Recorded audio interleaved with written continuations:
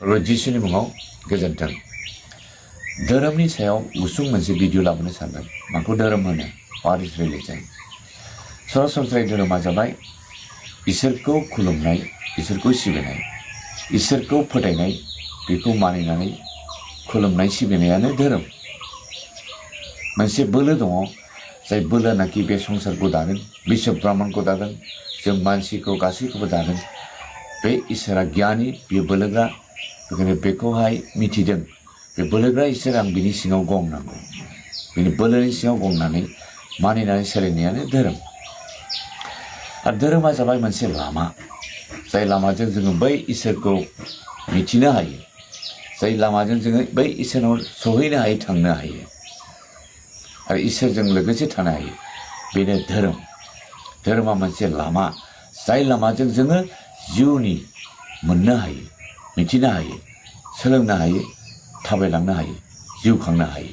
बेनो धोरोमा। बे धोरोमा जाबाय जोंनि मेलेमाव, गोसो गोरबोआव, थैयाव, जोंनि रोदाफ्राव हाबनानै थायो। बुंनो थाङोब्ला बेखौ नागारनो हाया, बेखौ गारलाबायनो हाया, गोसो जाब्लानो लाज्रांनो हाया। बे सैथोसो। आरो बेयाव इसोर दं, फोथायनाय दं, आरो बेयाव गोजोननाय रंजानाय दं, गोथाङा दं। बेनो जाबाय धोरोम। बे धोरोमा जाबाय जोनोमनिफ्राय थैजासे थायो, बे जोबनो थाङा। अरायबो बे धोरोमखौ लानानै जिउ खांलाङो। गाज्रिनिफ्राय मोजाङाव आगान सुरनायनि फोरोंनाया धोरोमनि फोरोंनाय, बेनो इसोरनि फोरोंनाय। मोनफ्रोमबो धोरोमाव शास्त्र थायो, गोथार बिजाब थायो, आरो बे गोथार बिजाबावनो सोनारनानै सोलोंलायनानै जिउ खाङो। बेनो धोरोमा। माखासे सानसुमागिरिफ्रा होनदों धोरोमानो बयनिख्रुइ देरसिन आरो साबसिन लोगो। नाथाय फारसेथिं मा? बे धोरोमानो मानसिनि देरसिन सुथुर, गाज्रिसिन सुथुर। Religion is the best and the greatest friend. But on the other hand, religion is the worst or greatest enemy to man. Some scholars say. माखासे स्कलारफ्रा बुङो। मानो लोगो? मानो होनब्ला बाव इसोर दं, फोथायनाय दं, आरो मोजां जिउ खांलांनो हानायनि राहा बे धोरोमाव जों सोलोंनो हायो। आरो माब्रै सुथुर जायो? बेनो जाबाय जों जेब्ला धोरोमखौ मुगैलायो, निन्दिलायो। नोंनि धोरोमा मोजां नङा, आंनिल' मोजां।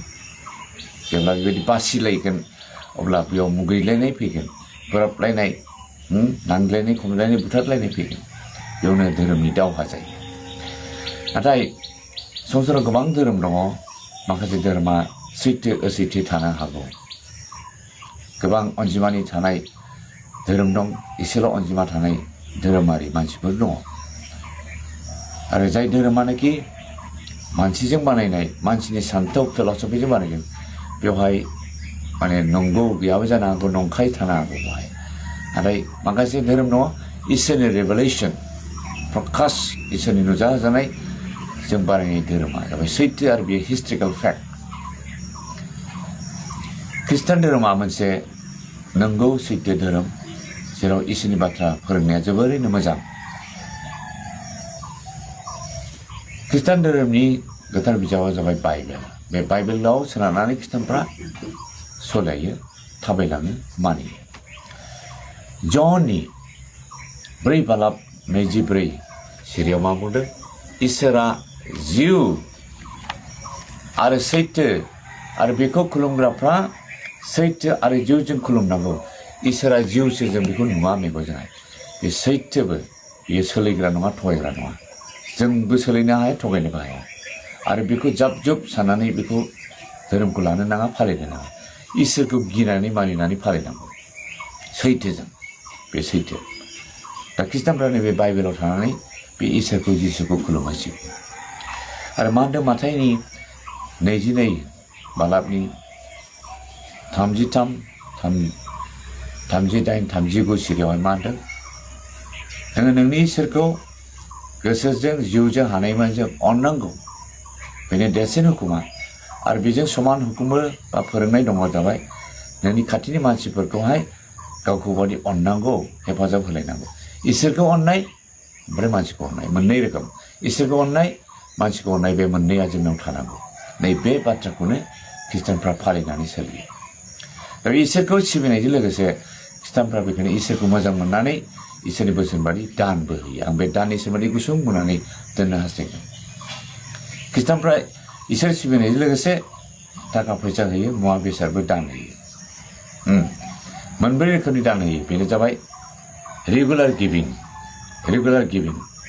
मोनसे जाबाय अकेजनेल बा सिजनेल गिभिं थामथियाव जाबाय टाइटिं दशमांश होनाय ब्रैथियाव जाबाय सेक्रिफाइसियेल गिभिं गासैखौबो होजोबनाय रेगुलार गिभिं अन सानडेयावहाय उन्दै गेदेर खृष्टानफ्रा इसोरनो दान होयो इसोरखौ सिबिनायजों लोगोसे बिसोर गेजेरावहाय 10 थाखा 20 थाखा 100 200 1000 बेबायदि दान होयो आरोना बयबो इसोरनो अननानै इसोरनि मुङाव दान होयो मोनसे जाबाय अकेजनेल बा सिजनेल गिभिं बे जाबाय बोथोर लानानै होनाय हालुवाफ्रा बिजनेसमेनफ्रा मालाबा खामानिफ्रा खम बेसि जायो जेब्ला मोजां आबाद मोनगोन इसोरनो बांसिन दान होयो बिसोर आबादखौबो होगोन फैसाबो होयो बिजनेसमेनफ्राबो माब्लाबा बांसिन खामायगोन माब्लाबा खमसिन खामायगोन बांसिन खामायब्ला बांसिनै इसोरनो रंजा बाजा दान होयो आरो खमसिन खामायदोंब्ला बारा गैयाब्ला बे समावहाय इसोरनो हानाय बायदि एसे होयो आरो दा बेबायदिनो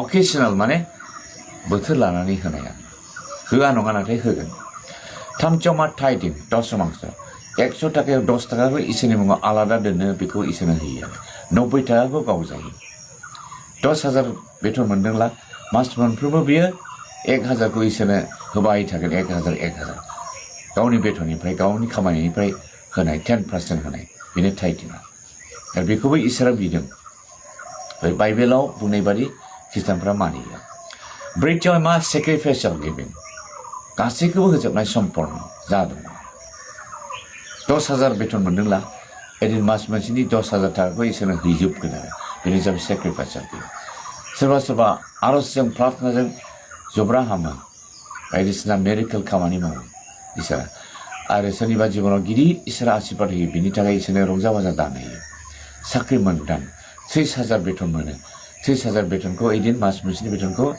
इसोरनो रंजा बाजायैहाय खुसियैनो दान होयो रंजा बाजा बे जाबाय इसोरा बेफोरखौथ' बिदों आरोना नों होनो हायोब्ला बिदि हो अब्ला इसोरा खुसि जायो दा बे रोखोम मोनब्रै रोखोमनि इसोरनो दान होनानै खृष्टानफ्रा बे गिर्जाखौ सालायो गावजों गाव हेफाजाब होलायो माखासे समाजा बा मण्डली गिर्जाफ्राव दं जाबाय मोनसे सामारिटान फान्डबो होननानै दोनो सामारिटान माने अननानै हेफाजाब होनाय खैफोदाव गोग्लैनाय मानसिफोरनोहाय हेफाजाब होनो थाखाय एसे फान्डिं खालामो जब्रा जन्था जाब्ला खैफोदाव गोग्लैब्ला बेनो अनसुंथाइ होनायनि मुङाव मोनसे फान्ड बानायनानै दोनो बेनो जाबाय सामारिटान फान्ड दा बे रोखोम इसोरनो दान होयो खृष्टानफ्रा दा गिदिर गिदिर गिर्जा न' लुयो जोंनि फैसा होनायजों बेबायदि लुयो लाख लाख क्रर थाखानि गिर्जा न' लुयो गिदिर गिदिर प्रग्राम बानायो आरो बायदि बायदि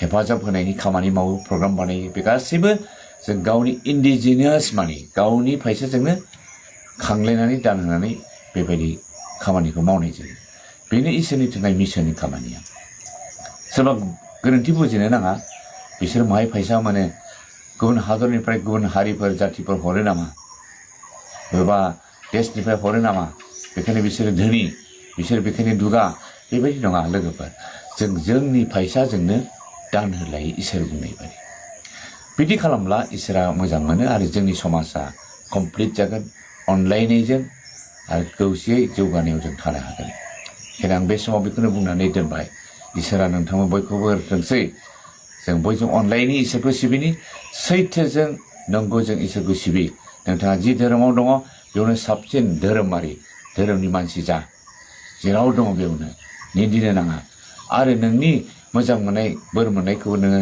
गोसो जायोब्ला खोन्थानो हागोन आंनि इसोरा बिदि बोर होदों होननानै फोरमायलाय अब्ला नोंथांनि इसोरखौ मिथिगोन नोंथांनि फोथायनायखौ मिथिगोन नोंथांनि जिउआव इसोरा जे बोर होबाय बेखौ मिथिगोन जों बेबायदि खालामगोन अब्ला जोंनाव गोजोननाय जौगानाय फैगोन इसोरा नोंथांमोनखौ बयखौबो होथोंसै थेंक इउ फर वाचिं